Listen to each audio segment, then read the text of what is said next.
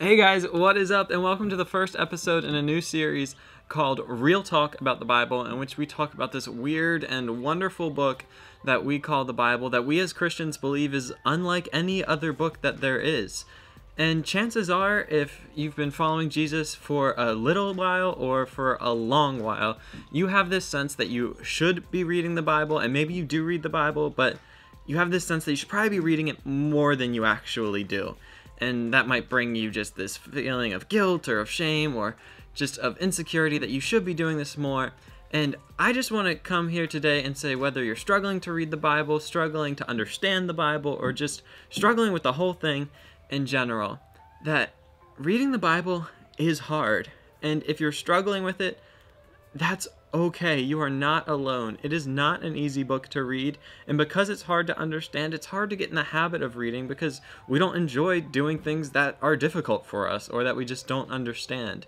And maybe you remember the first time that you read Shakespeare back in English class, and you just thought it was so archaic and it was hard to understand and you just wanted to quit. And take the Bible even more so, because Shakespeare was written, a couple hundred years ago, and in English, where the Bible was written thousands of years ago in Hebrew and Greek and Aramaic. Of course you struggle to understand it. How many other works of ancient literature do you read on a normal basis? The Bible is difficult, and if you're struggling, that's okay. Something that was really helpful for me in my process of just reading the Bible is this idea that was introduced to me by the folks over at the Bible Project. And if you're not familiar with the Bible Project, get familiar with them because they are the best. They have a podcast and then a YouTube channel with over 1 million subscribers now.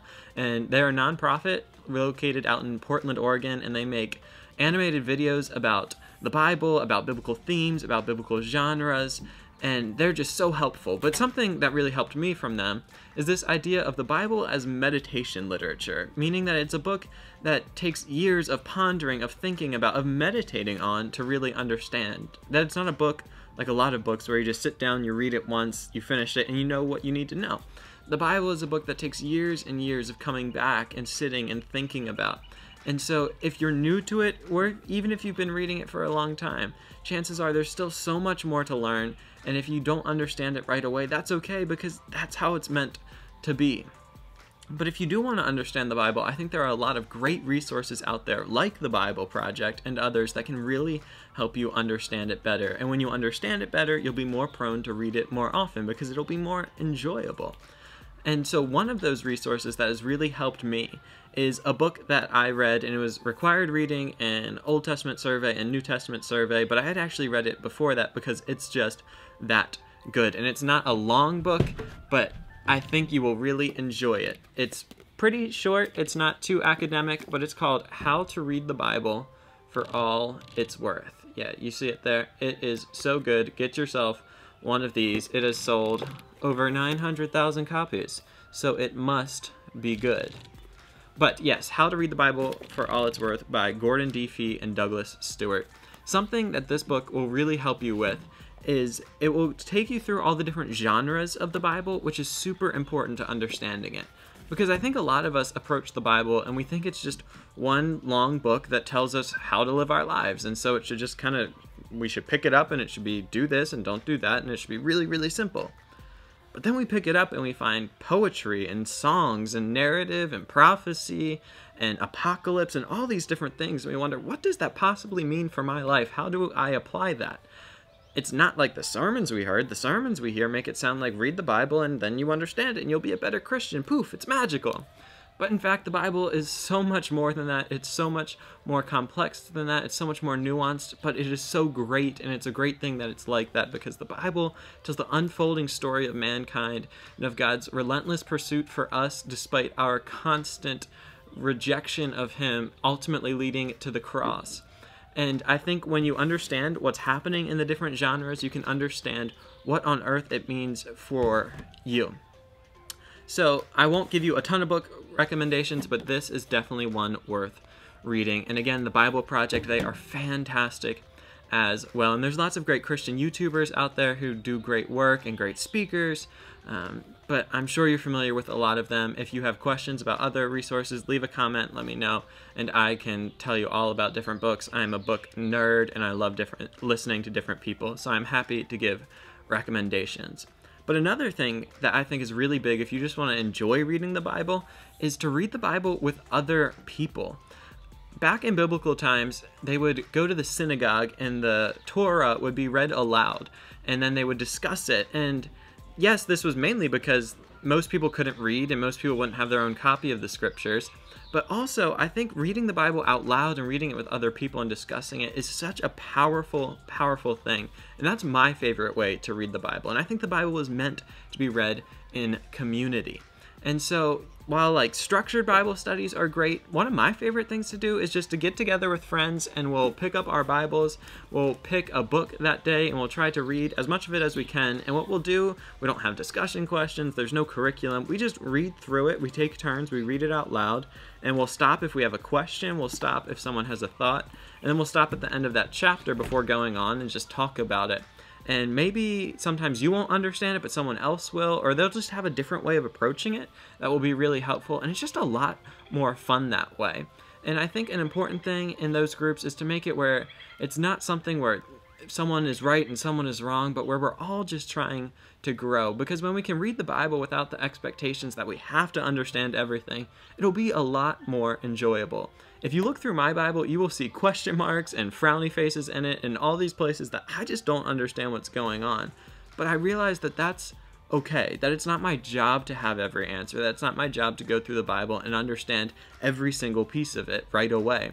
But it's my job to just keep coming back to it and doing my best. And I think that God, He's not looking for us to know everything. He's not looking for us to be these perfect biblical scholars, but more than knowing the Bible, He wants us to live out the life that He has for us. And yes, that includes learning about Him through His Word, but that's not everything. And your value as a Christian is not dependent upon how much of this you understand. And it's great to understand this, and I think you should be reading this.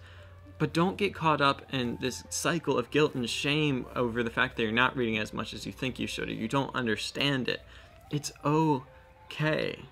Another thing that is really helpful in understanding the Bible is picking a translation that makes sense to you. Like I said earlier, the Bible was written in Hebrew, Greek, and Aramaic, and chances are you speak none of those. So if you're going to read the Bible, you're going to have to read it in some translation. There's a whole range of translations out there. From one end of the spectrum that is more literal translations, which try to copy word for word and translate in that way and keep intact the syntax and the sentence structure and things like that. And then there's the other side of the spectrum, which is called dynamic equivalence, which is where they try to translate the idea, and you can go all the way to paraphrase on that end of the spectrum. And when you're first starting out, it's going to be more helpful to start somewhere that's a little more dynamic equivalence based, whether that's the NIV or the NLT. I wouldn't necessarily recommend going all the way to paraphrase in something like the Message, but if that gets you reading the Bible, I think that is great. There's nothing wrong with the Message or anything like that. Just remember that more paraphrase translations are going to take some liberty in their translation, and it'll be a little different from what was originally written, but it's still getting the idea across, and any of them are great to read. But don't try to force yourself to read King James or something if you struggle with that. Pick one that works for you, that you understand, and that gets you reading, because at the end of the day, that's the important thing. So my encouragement for you would be to just keep with it, to get some resources, whether it's other videos, whether it's podcasts, whether it's books, or just wise people who have been doing it longer than you. Get diverse opinions about it and learn as much as you can, and just keep going. It's going to be hard, and you'll probably stumble in your journey of reading the Bible, and you'll make these big commitments and you'll struggle to keep them.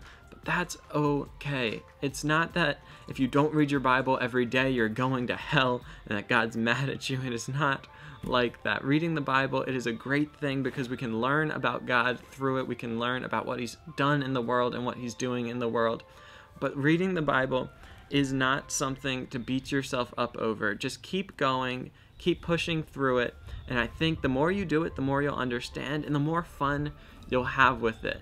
So that's my encouragement to you. Those are some quick tips on how to get more out of your Bible study, how to read the Bible more and understand it more when you do it. But the biggest thing for this video is really just understand that it is hard, and that's okay. You're gonna struggle with it. You might not understand, and that's okay. Pick a translation for you that's easy to understand. Pick one that is fun for you to read. Make Bible study as enjoyable for you as possible. Do it with friends, get good resources, and just keep at it. I hope you guys have enjoyed this video. Be sure to check back for the next video in this series about reading the Bible, real talk about this wonderful and weird book that we call the Bible. If you enjoyed this video, be sure to click like, click subscribe, leave me a comment, let me know what you think, and check back in for the next episode. See you guys.